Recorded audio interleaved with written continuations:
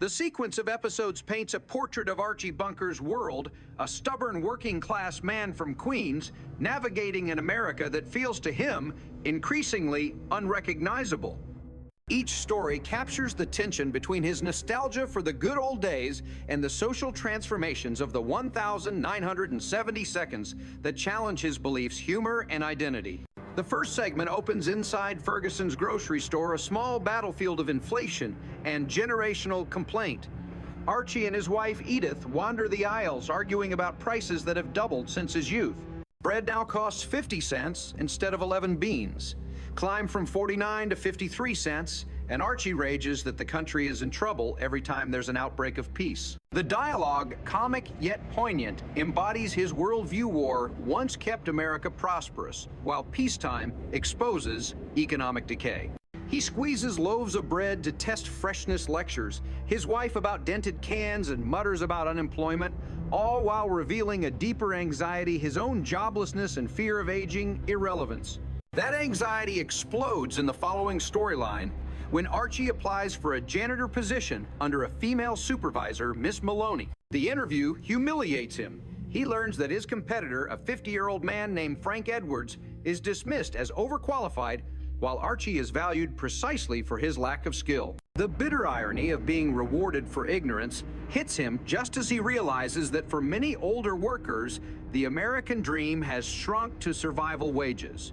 When Frank, defeated, climbs out onto a ledge intending to end his life, Archie becomes an accidental hero, trying to talk him down with clumsy compassion, gallows humor, and his own confession of impotence and despair.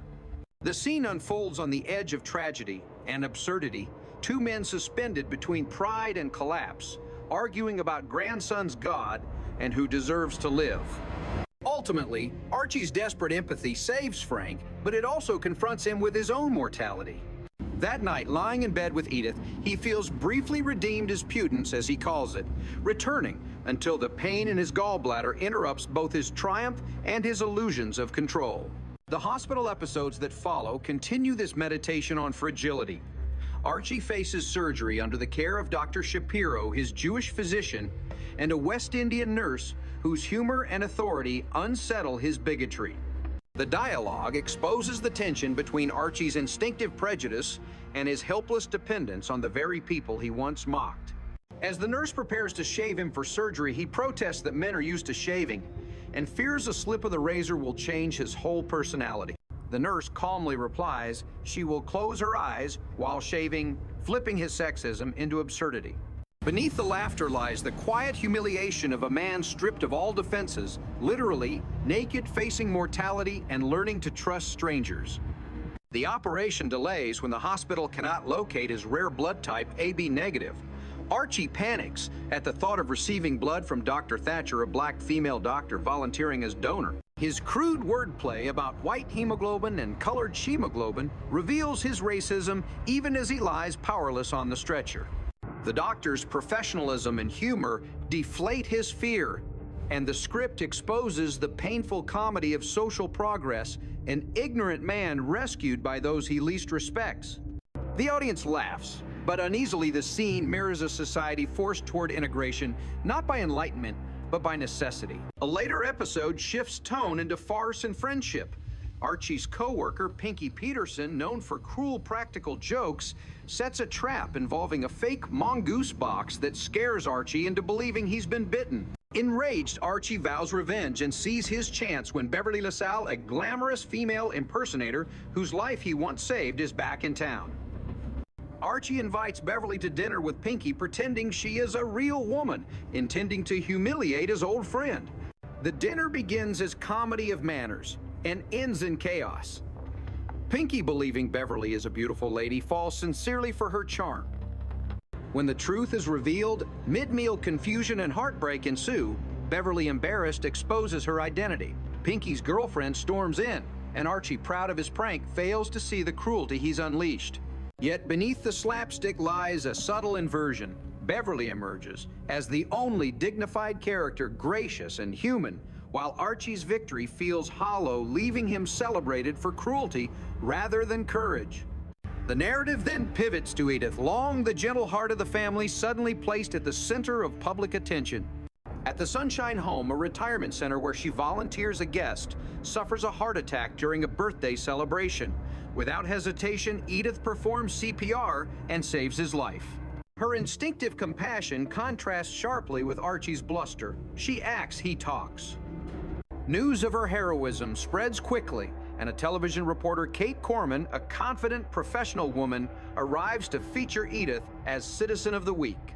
The resulting household chaos captures the gender and media dynamics of the era. Archie fumbles with pride and jealousy, complaining that women ain't got the voice for news and insisting disasters should be reported by men with ghost voices.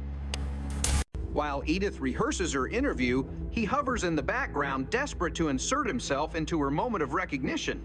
His insecurity comic, yet heartbreaking, reflects the fading authority of men like him in a changing society. During the live broadcast, Edith's sincerity disarms everyone. She speaks simply about saving a man's life unaware of cameras or fame.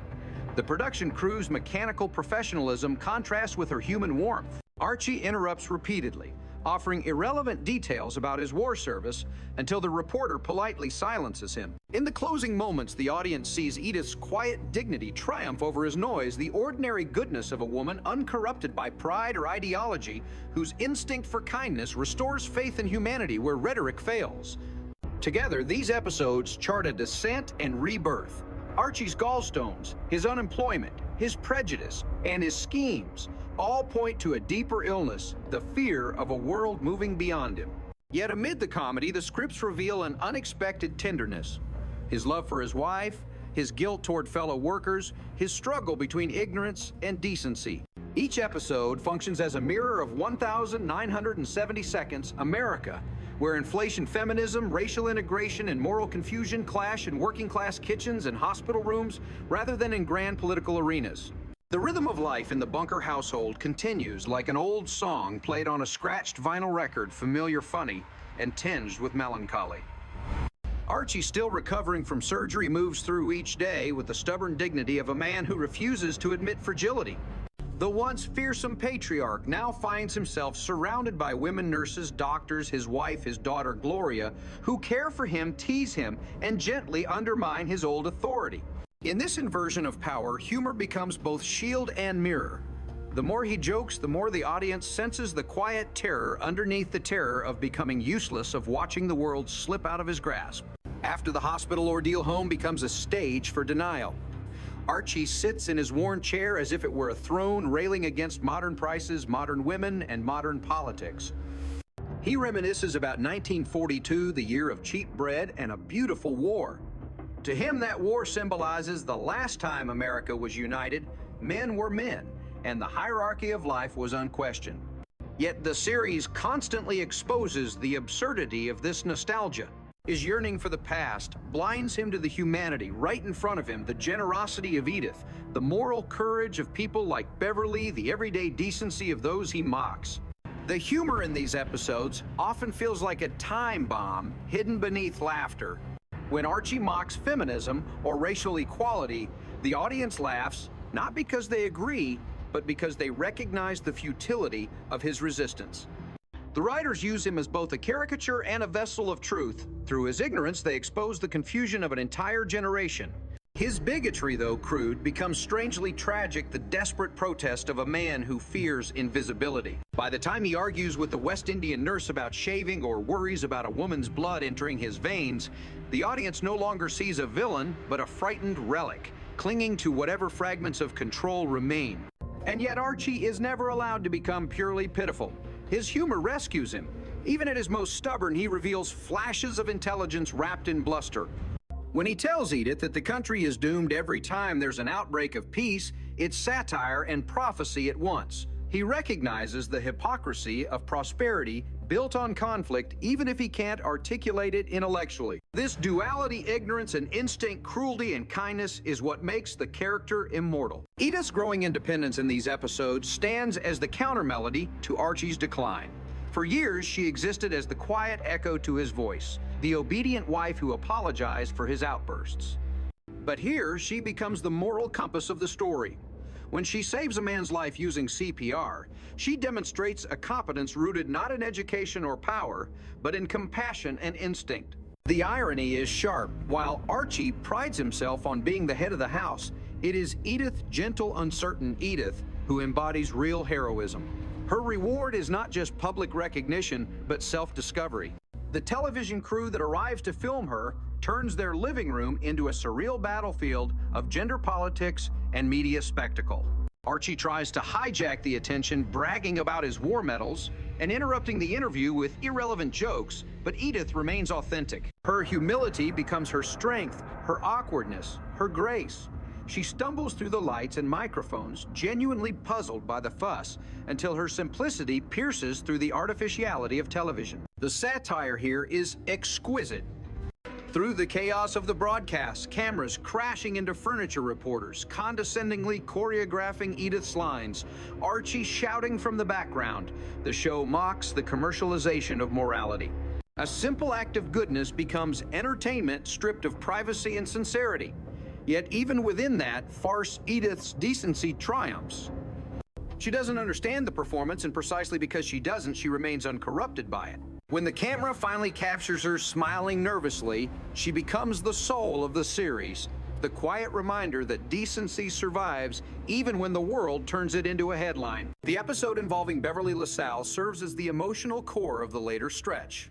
Beneath the outrageous humor lies a lesson in empathy. Beverly, a female impersonator, occupies a liminal space that confuses and fascinates the characters. To Archie, she is both a source of discomfort and an opportunity for revenge. To Edith, she is simply another human being. The dinner prank Archie designs pretending Beverly is a woman to fool, Pinky reveals his inability to see beyond appearances. But Beverly's calm dignity throughout the ordeal turns the trap back on him. The laughter that follows the revelation that she is a man is uneasy, forcing the audience to confront its own prejudice. Beverly does not lash out. Instead, she forgives the humiliation with quiet strength. The final image of her sitting amid the chaos, half in makeup, half exposed, yet utterly composed, becomes a metaphor for courage in a world addicted to ridicule. Through all these vignettes, All in the Family uses comedy as anthropology.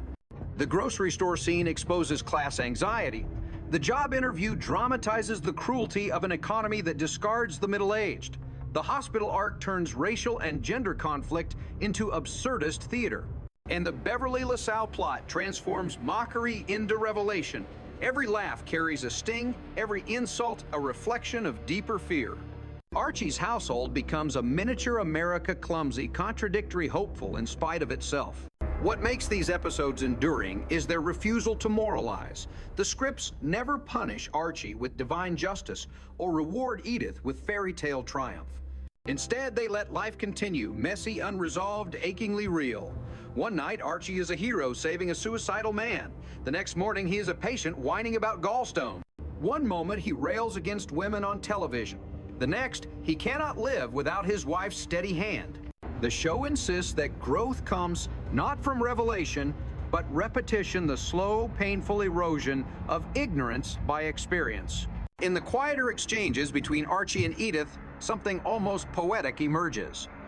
When he asks her before surgery to dress him in his gray suit with the blue tie, or when he gives her instructions about his funeral, his bluster hides tenderness. He worries about his grandson, remembering him, about being forgotten, about what songs will play after he's gone. Edith listens with tears in her eyes, trying to stop him from speaking of death, but Archie persists. His need to control even his own burial reveals the depth of his insecurity and, paradoxically, his love. He cannot express affection directly, so he disguises it as orders. The tragedy is that Edith understands him completely, but lets him believe she doesn't, because that is her way of loving him back.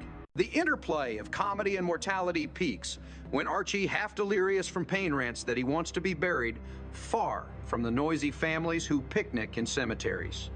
The monologue, absurd yet haunting, encapsulates the entire philosophy of the show Laughter as the defense against extinction.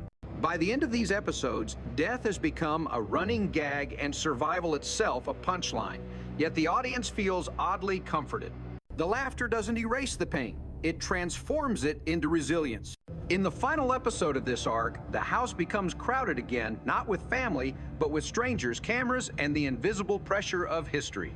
Edith, dressed simply, sits beneath the studio lights, her face glowing with nervous humility.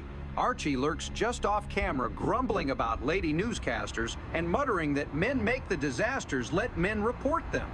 His voice fades as the reporter turns to Edith and asks her to describe what happened when she saved a life. For a moment, everything slows. Edith, searching for words, looks not at the reporter but at the camera, at the audience, and says something small and miraculous that she didn't think she just acted. Because when someone needs help, that single line dissolves all the noise around her. It redeems Archie's chaos, silences the pretensions of television, and captures the spirit of the series. All in the Family was never truly about politics or social satire.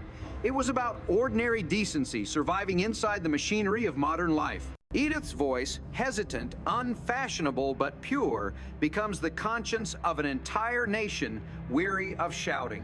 As the credits roll, the old theme song returns, like a sigh from another era. Boy, the way Glenn Miller played, the nostalgic melody that once sounded cheerful now feels elegiac. Archie and Edith sing it together, slightly out of tune yet perfectly united. For all their arguments, their world is bound by love, imperfect, clumsy, but enduring. The laughter that once mocked them now becomes applause not for their ignorance, but for their humanity. Through these 5 episodes, the series achieves something rare. It transforms the domestic sitcom into social theater, where each punchline carries a history lesson and each silence a prayer. The supermarket becomes a battlefield of class struggle, the hospital a confessional for America's conscience, the dinner table a stage for moral farce, and the living room a national mirror. The genius lies in its refusal to preach. Instead, it lets its flawed characters stumble toward empathy, one awkward conversation at a time. By the end of this arc, Archie Bunker remains as he began stubborn, loud, and often wrong. But he has been cracked open, if only slightly by experience. He has seen another man's despair, another woman's courage, another kind of love that defies his categories. Edith remains his anchor, her goodness unshaken. Together, they embody the uneasy heart of America, bruised by change, redeemed by kindness. When the final laughter fades and the audience filters out, what lingers is not the jokes but the rhythm of survival, the sound of 2 aging voices, singing of days gone by, knowing they will never return, and yet singing anyway.